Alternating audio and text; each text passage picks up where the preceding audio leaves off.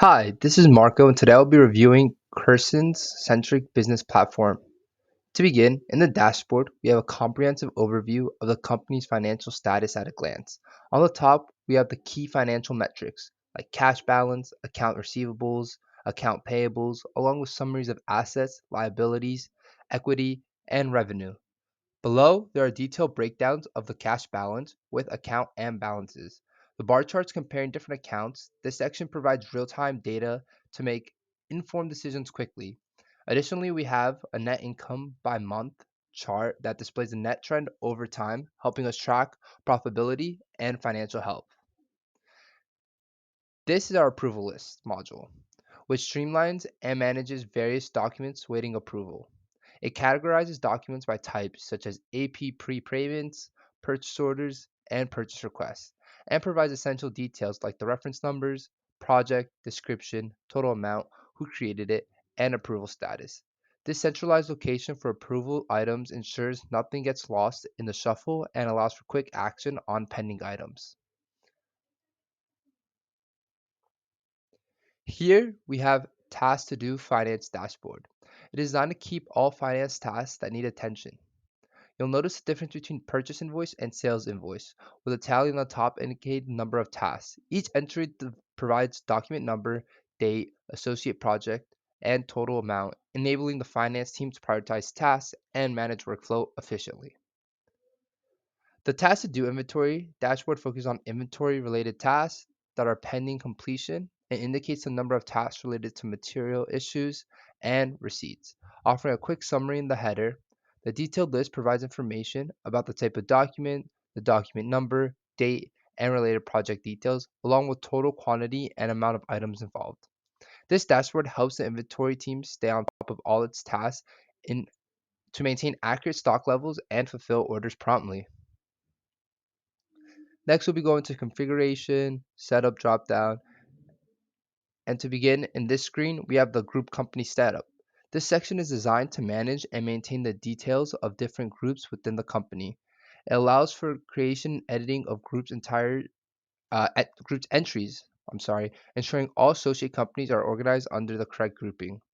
Key details such as names, addresses, and identification numbers are displayed here. This setup is essential for businesses with multiple divisions, allowing them to streamline and reporting to management. Next, the Company tab. In the Company tab, this interface is the hub for configuration and managing multiple branches of company within the system. It is here that we can add new company branches, edit details of existing ones, or remove them as needed. Each branch is listed with its name, description, address, and contact information, ensuring that all relevant details is easily accessible. This module is crucial and maintaining the organization structure and ensuring each branch unique setting and accurately reflecting the system. And in the branch, this is a crucial part of the general ledger module in which financial backbone of the company is established. Users can add, edit, or delete accounts, ensuring the charts reflects organization's financial structure accurately. Essential details like the company code, account names, and registration dates are all managed here. This area is fundamental for accurate financial tracking and reporting as it forms the basis for all accounting transactions within the system. Next, we'll be going into finance, general ledger, and chart account. Here we're looking at a detailed chart of accounts, a fundamental element of the general ledger model. This view allows us to manage and review all financial accounts used by the company. Each account is listed with a unique identifier, a short and long description for clarity, and the type of account it is categorized under. We can also see currency association with each account, where the account is currently active and its balance type. This functionality is crucial for maintaining a clear and organized structure of all financial accounts, which is essential for accurate financial reporting and ensures regulatory compliance. Now, if we click View on one of the accounts, the detailed view of a specific account within the chart of accounts, we can see the variety of fields that provide us with a full picture of this account's attributes and its role in our financial system. Now, if we break it down one by one, the account code, this is a unique identifier for the account, helping us quickly locate it within the system. Account type specifies the nature of the account, in this case, an asset, which helps categorize it within the financial structure. A balance sheet account, so a checkbox indicating where the account appears on the balance sheet, affirming its impact on the company's financial position. A short description, a brief, easy to identify name for the account. Then we have a long description, an extended description of the account offering more details if necessary. A checkbox in the Is Cash Bank indicates whether the account is used for cash or bank transaction, which is essential for cash flow and tracking bank matters. The control account is applicable. This field links to controlling account for hierarchy financial management. We also have a required tax code. This checkbox will be selected if the transaction with this transaction within this account requires a tax code, ensuring compliance within tax regulations. Dimensions, this refers to a categorization that allows for more detailed reporting and analysis, such as tracking expenses by department. Active indicates the account is in current use. Account class groups the account into predefined class for organized reporting and analysis. Auto posting, if checked, this allows for automatic transaction posting to the account, streamlining the account processes. We also have currency code, the currency in which the account is maintained. Here it is in IDR, so Indonesian currency. Is memo account is a checkbox indicating if this is a memo account used for notes and non-financial entries. Is open item, if checked, each transaction requires closure, usually applicable for accounts like receivable or payables. Group code, this assigns the account to a group, aiding its structural financial organization. And tax code, lastly, if the transaction is in the account are taxable, the applicable tax code will be selected here. So each of these fields serve to define the account's function, behavior, and the financial ecosystem of the company, ensuring that each transaction is reflected correctly, accurately, and reported. Now, if we go back into general ledger, we'll be looking at GL transaction.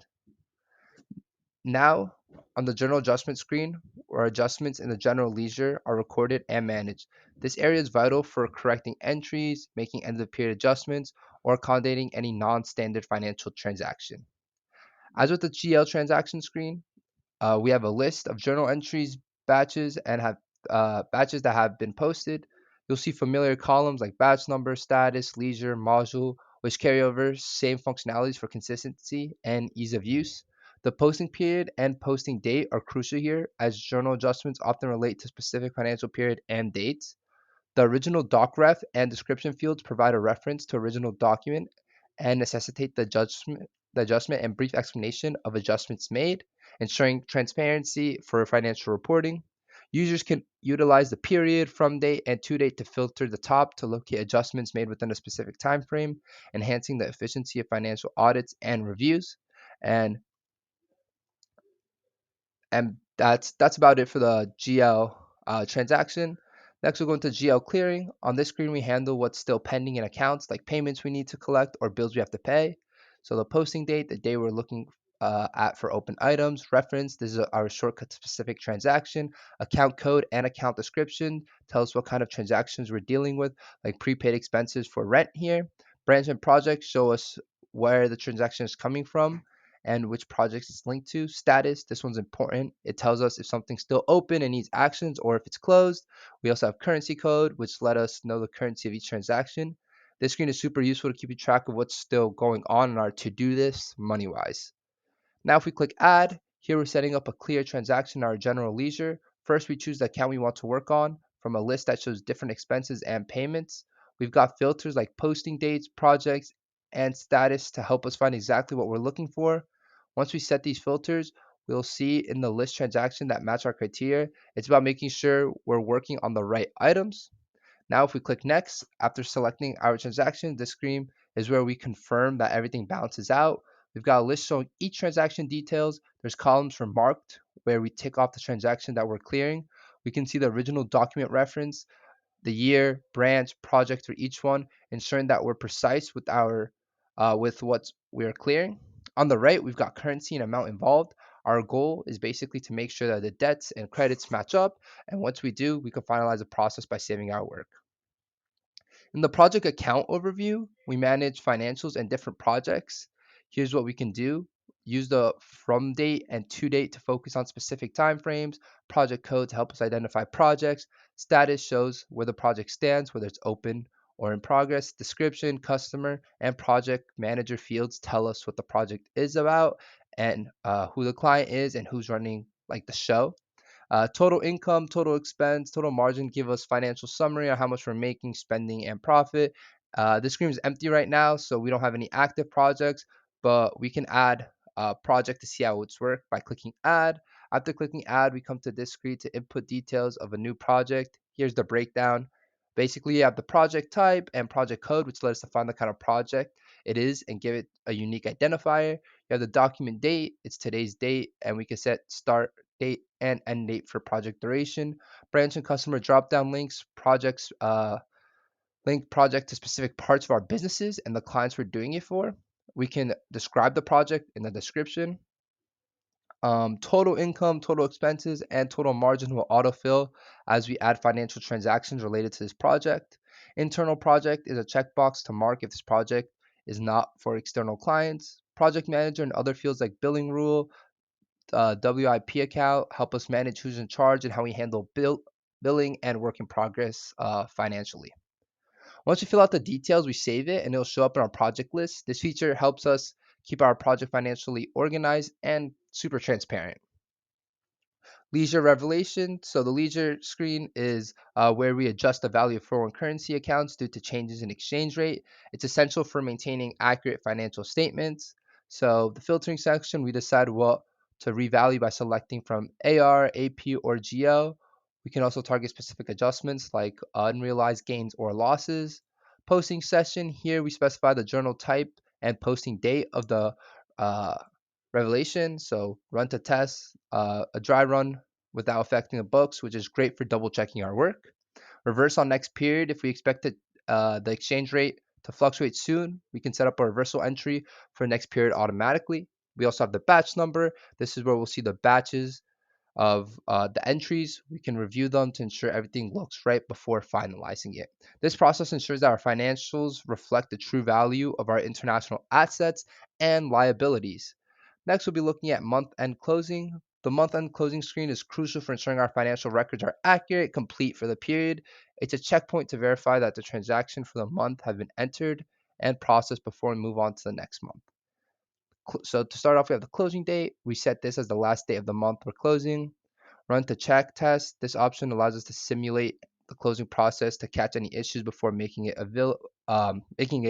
official.